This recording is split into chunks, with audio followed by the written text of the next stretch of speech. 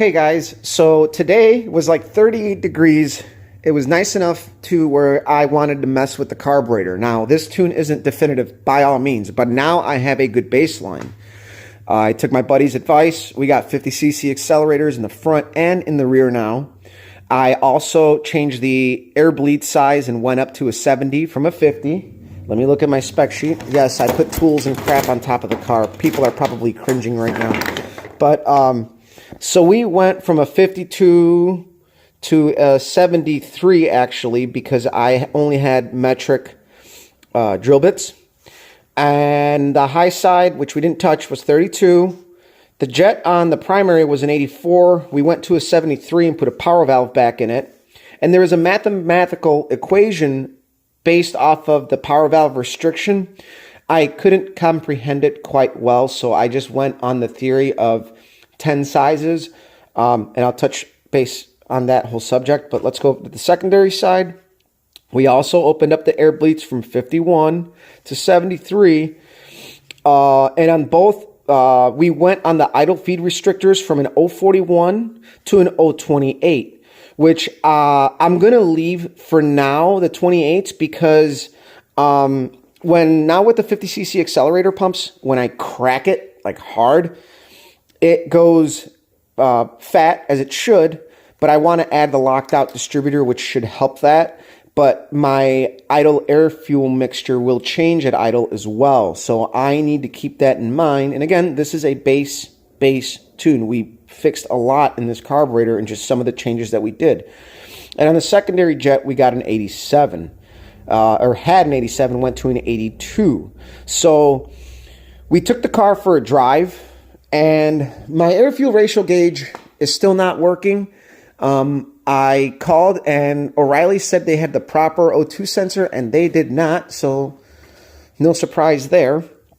Okay, so I took the car for a drive, and on the low speed side while cruising it was popping really bad lean. So I need more primary jet, but I'm not going to touch it until the weather gets better, until I understand how to properly jet with that equation.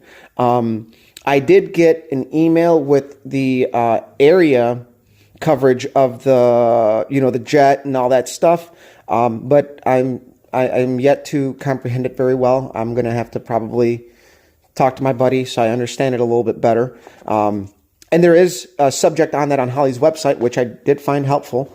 But either way, the changes that we made made this car leaps and bounds better. The idle is now clean. It's idling at about a turn and a quarter versus like 2 turns. It's not chasing me out of the garage. The only time you get a hint of it running fat is when we crack the throttle really hard and all that extra fuel just burns off through idle and then it cleans up. The spark plugs are a tad on the rich side, but not nearly as rich. And again, without the AFR gauge, I'm kind of just lightly guessing it here. But on the street, when we went wide open throttle, this thing ran good. So that tells me that the primary jet needs to go up. But again, this is just a base setting. Those changes really helped the car a lot. The vacuum reading now is between 9 and 10. It bounces a little bit, but I have a theory on why. I had a super steady 10 inches of vacuum prior, and my guess to that is that it was running so fat that the amount of overlap in the cam favored that, and it was super steady. And now we leaned up the idle. It doesn't have nearly as much fuel, and it bounces a little bit, which my other engine also did. It bounced a little bit with a solid lifter cam, which the vacuum reading for this engine is actually, I think, better than my old engine. I think with my old engine, it was like 8.5. That was the best vacuum reading I could get out of it, like between 7.5 and 8.5, and this is between 9 and 10. So that's it's pretty good. Not horrible overall.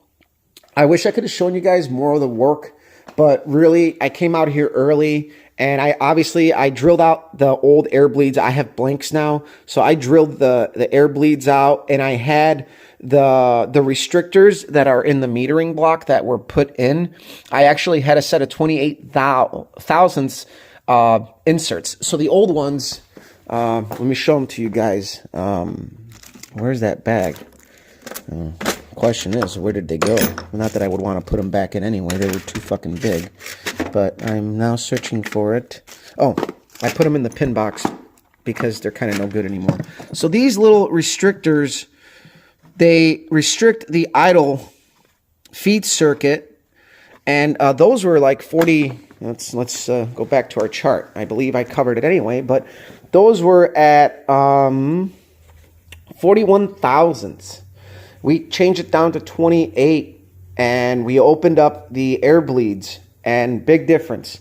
And as far as driving goes, we only have to fix the low speed side of things now because it's lean popping pretty bad, just like cruising. So I don't want to hurt the engine, but yeah, it was lean popping pretty bad.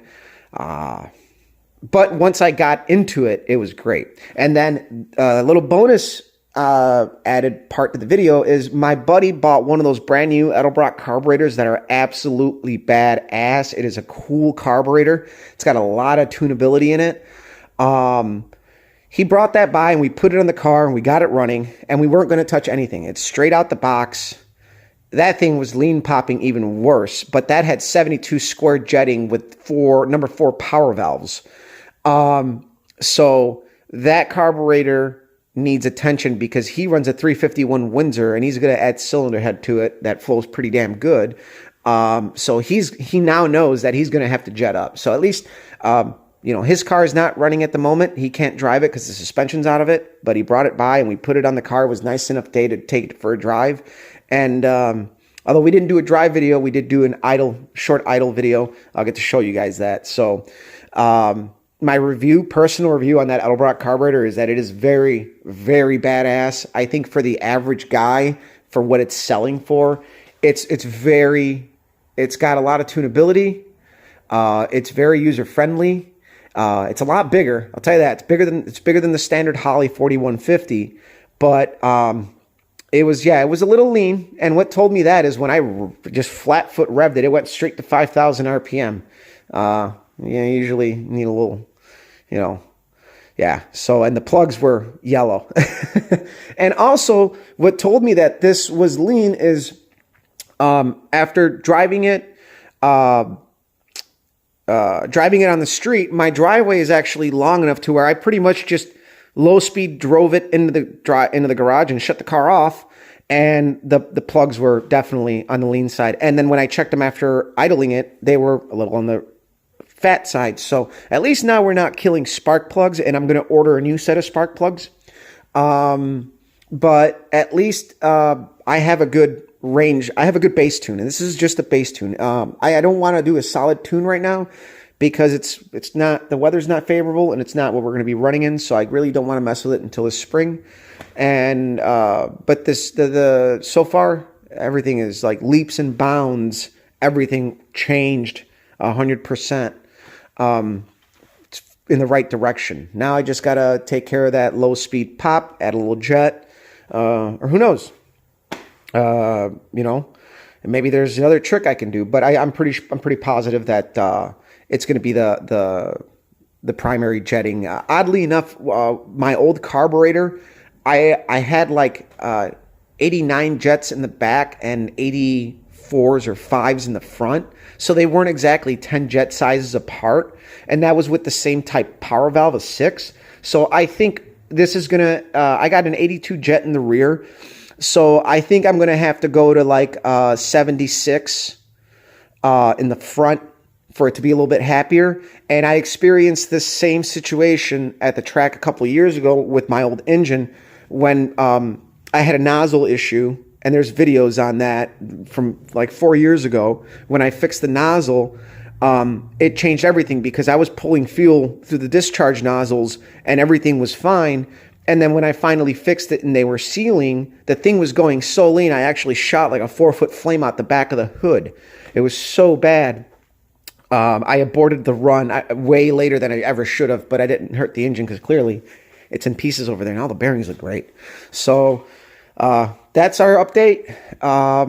And I hope that I explained enough of what I changed to where it made sense. Essentially, we by opening up the idle feed air bleed, We introduced more air by opening that up, and by closing that restriction from a 40 thousandths to a 28 thousandths, we restricted the fuel flow into the idle feed and the transfer slot. But those two work together to some extent, from my understanding. I may be wrong on that, but it's much happier now. It's not idling nearly as rich. So I'm going to kind of leave it until I take care of that low-speed drive pop, which is way too lean. And then I may go to the locked-out distributor, which will change things yet all over. But locking out that distributor is also going to make this engine a little snappier off the line, since it's going to be all there. So hopefully this helps you guys. If not, I'll dissect that carburetor and explain it a little bit better. I hope I explained it well enough, because again, I'm kind of diving into more deeper carburetor modifications and tuning on this whole deal than I ever have. And the same guy who gave me the advice to do what I did also has helped me out in the past get like a regular carburetor working right, and I learned a lot, and I clearly made the car run pretty good. And then the last guy who messed with that same carburetor that I had help with, he did make the car run faster, but we had really rich idle situations and conditions, and it was still big. It was still rich on the big end when I could get my AFR to work. It's been on the fritz. It's been just on for a little bit, but it was like 10.5 on the big end, where I'd like to, ideally you want to be 11.5, 12.5, 12.0, I think is ideal. So that's why I chose the jetting I did on the secondary side on this one, because I got 85s on that one, and I went to 82s, 72s, but we know we need more primary fuel now. So I think so. But again, also changing the main jet will also change your idle, because it pulls from the main well. So on that end, I'll let you guys go. Share, like, subscribe. I guess I hope you guys have enjoyed the saga of this carburetor, but finally we're making this freebie carb work. So I'll let you guys go.